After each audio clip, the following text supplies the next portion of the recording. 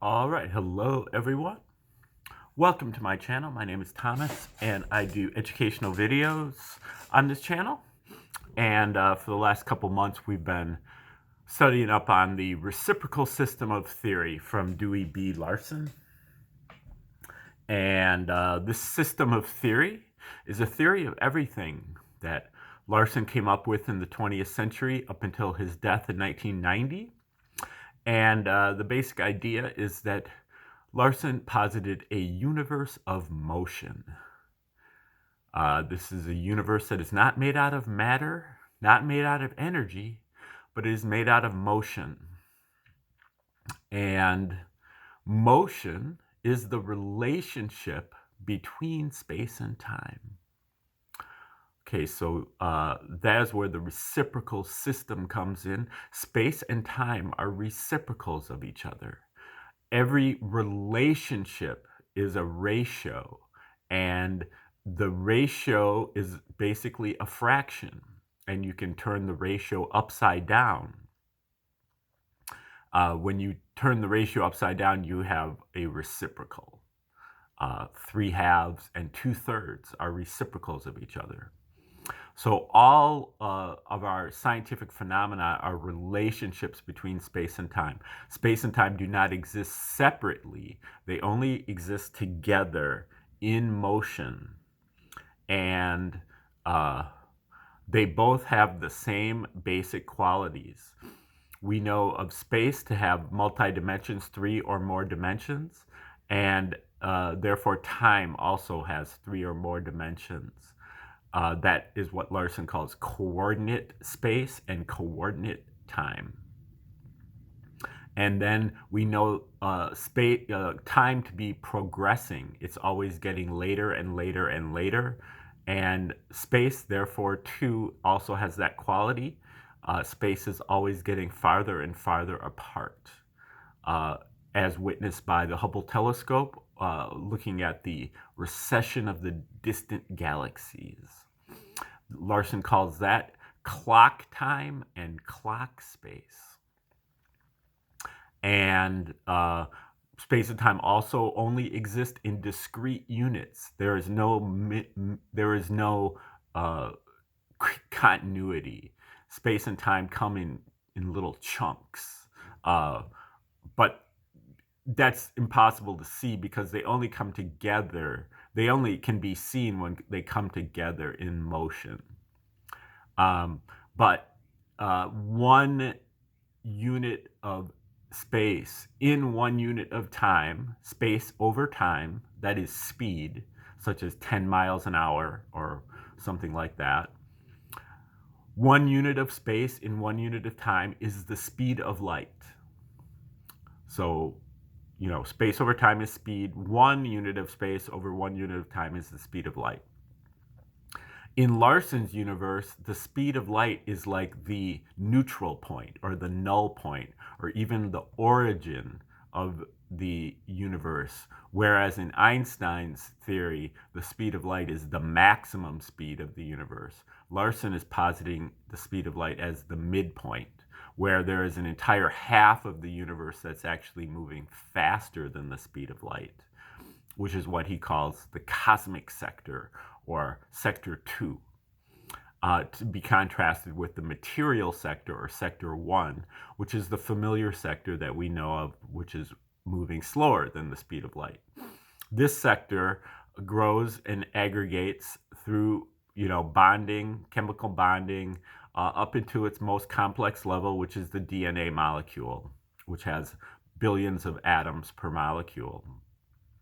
At that level of complexity, the material DNA molecule can accommodate a sector 2 entity of a much smaller, I won't say size, but smaller magnitude. And at that point, the sector 2 entity controls the overall situation, and it turns the material sector unit, the combination of the two, is what Larson calls the life unit.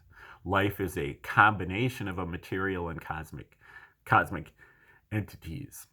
And this life unit then grows and evolves over time to become to get to its most complex level, all the way from the single-celled organisms up to what Larson calls the intelligent human or humanoid.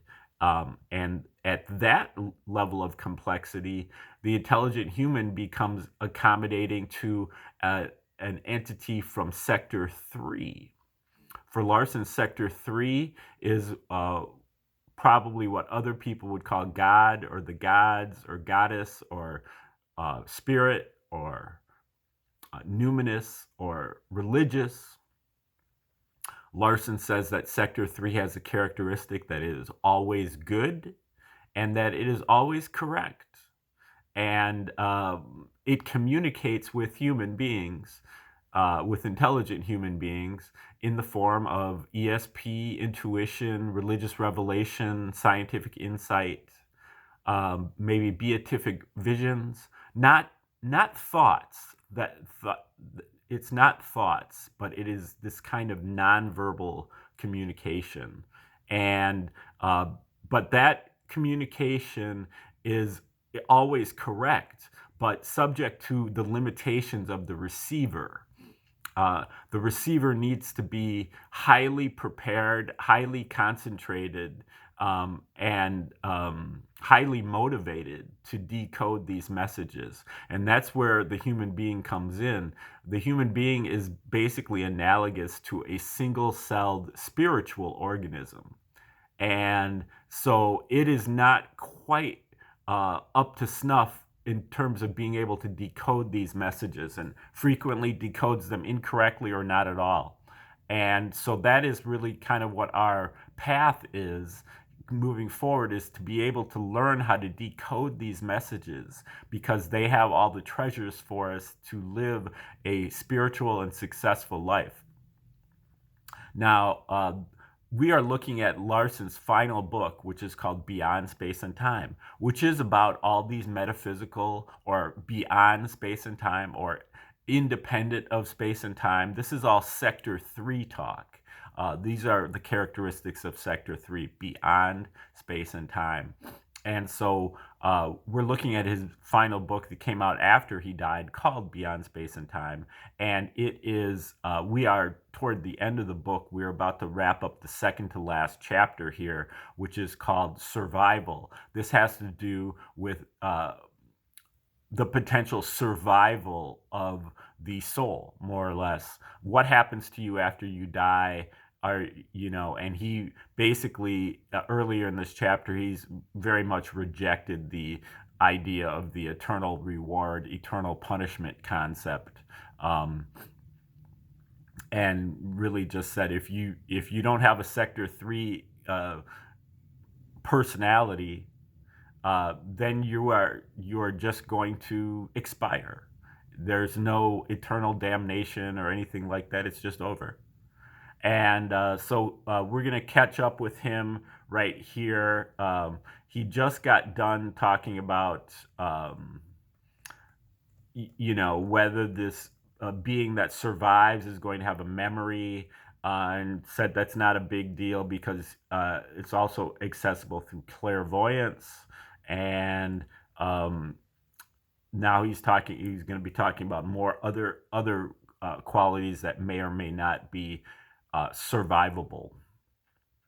Okay, we'll start with Larson right here. Other purely physical characteristics, skills, habits, etc., likewise terminate with the physical structure. These include the physical facilities that handle the acquisition and processing of information, the information storage and thinking mechanisms.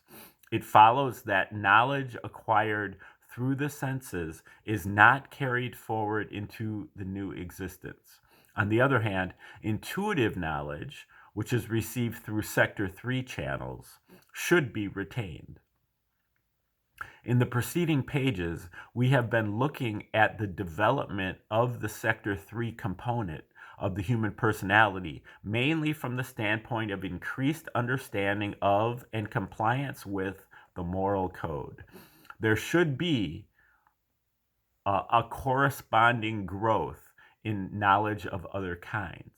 It would seem, therefore, that even without the physical knowledge that he leaves behind, a human being who has made any significant forward progress during his stay on Earth should enter his new existence, whatever it may be, as a reasonably well-rounded individual. One more question remains to be considered. Do those who survive beyond physical death communicate in any way with the living? The possibility of physical manifestations, ghosts, or apparitions can be summarily dismissed as nothing physical survives. No doubt many of those who claim to have had experiences in which such objects were seen or heard are quite sincere in their accounts of the events, but sight and sound are physical, and they can originate only from physical sources. The situation with respect to communication through Sector 3 channels is quite different. Such communication should theoretically be possible, but there are some questions as to how effective it is under the circumstances. The nature of the existence into which the individual enters after leaving the physical world has an important bearing on this issue. If he were to enter another existence similar to that on Earth, or one not much farther advanced, his capability of transmitting messages would approximate the telepathic transmission capacity of human beings. That is, it would be very limited. Furthermore, since his capacity of clairvoyance would be no greater, he probably would not have any significant knowledge of his previous life. But if he enters some more advanced type of existence, he should have clairvoyant knowledge of his earthly life and a telepathic transmission capacity on the order of that of the sources from which we receive most intuitive information. Under these circumstances, there is a definite possibility of reception of messages from such individuals. But we need to take into consideration the nature of the subject matter.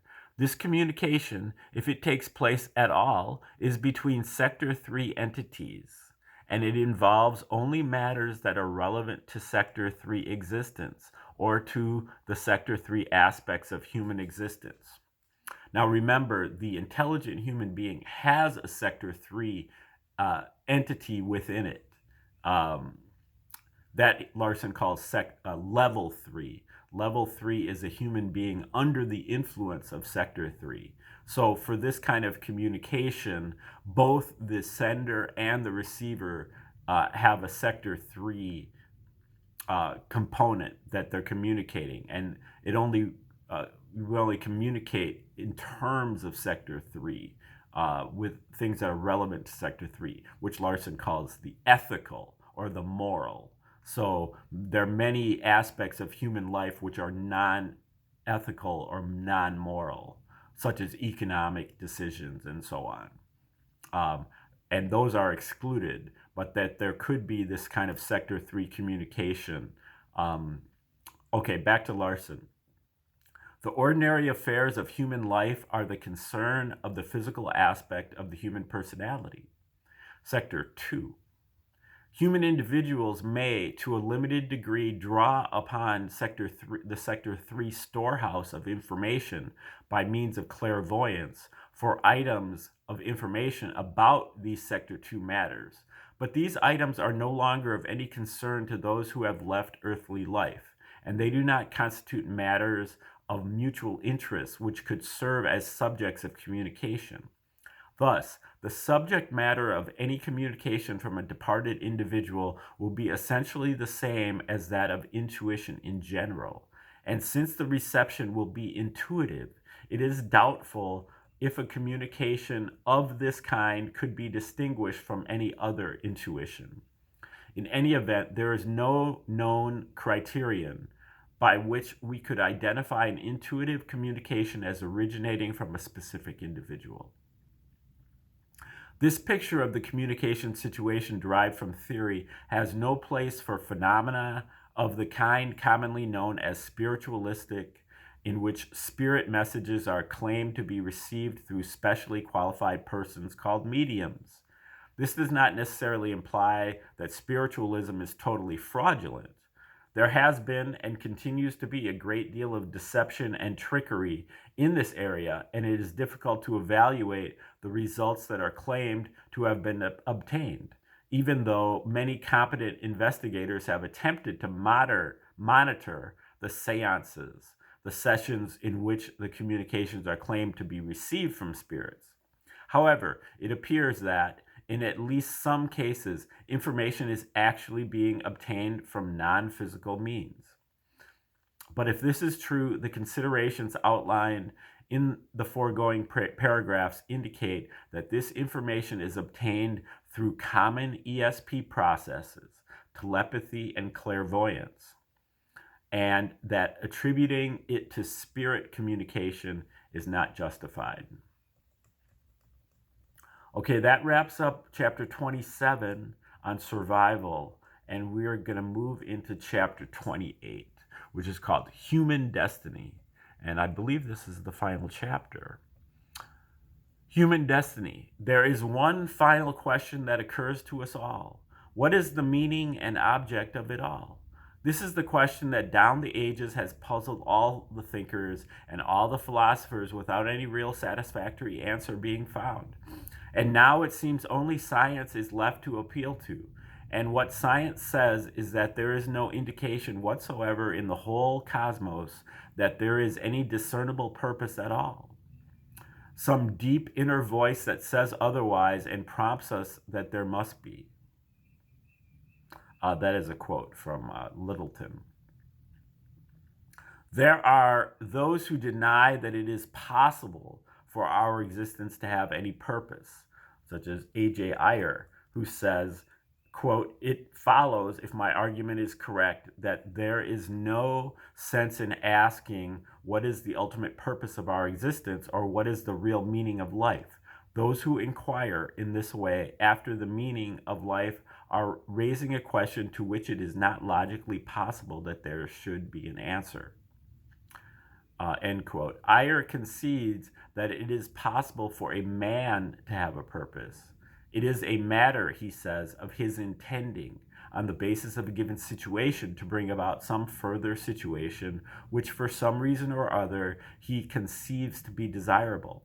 But he insists that it is not possible to show that human life tends toward a specific end, and that even if this were possible, that end would be purely arbitrary from the human standpoint, and therefore could not be considered as the fulfillment of a purpose. Our findings now cut the ground out from under this and all similar arguments. Littleton's comment as to the inability of science to detect any purpose in the universe refers, of course, to science as it stood prior to the development of the reciprocal system of theory. The results of the investigation on which that system of theory and its extension to the metaphysical region are based are now thrown an altogether different light on the situation, have now thrown an altogether different light on the situation.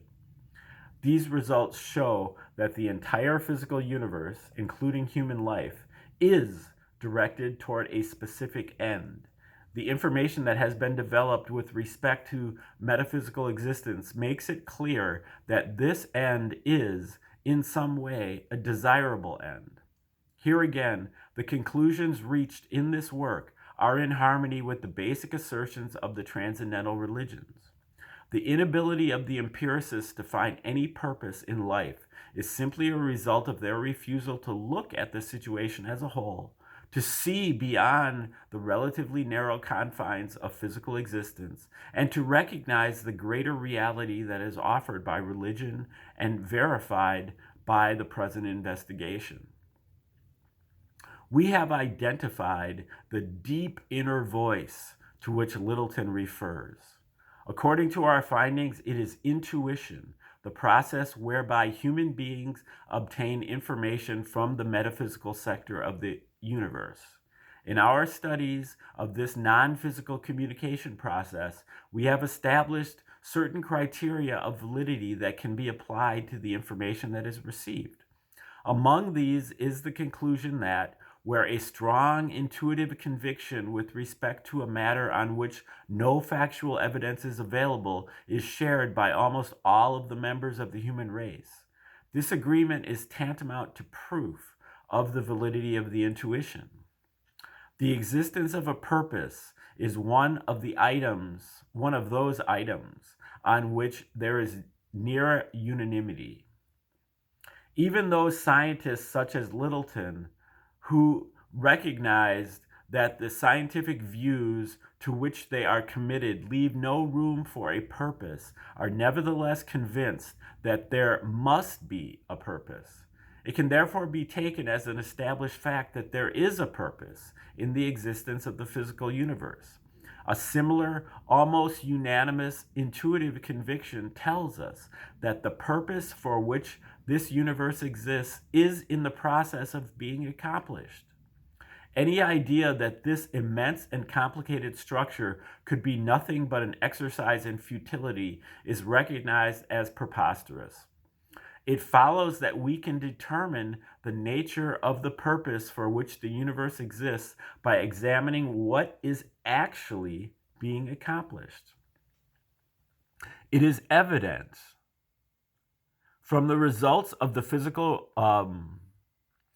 investigation that culminated in the formation of the reciprocal system of physical theory that all changes taking place in the physical system are no more than transient. The physical universe is always changing, but its processes are cyclical, so it always remains the same. Okay, I will end it there for today, and we will take over here at this paragraph starting tomorrow. But, that's kind of the physical universe there. In a nutshell, the physical universe is always changing, but its processes are cyclical, so it always remains the same. All right, have a great day. Thanks for tuning in.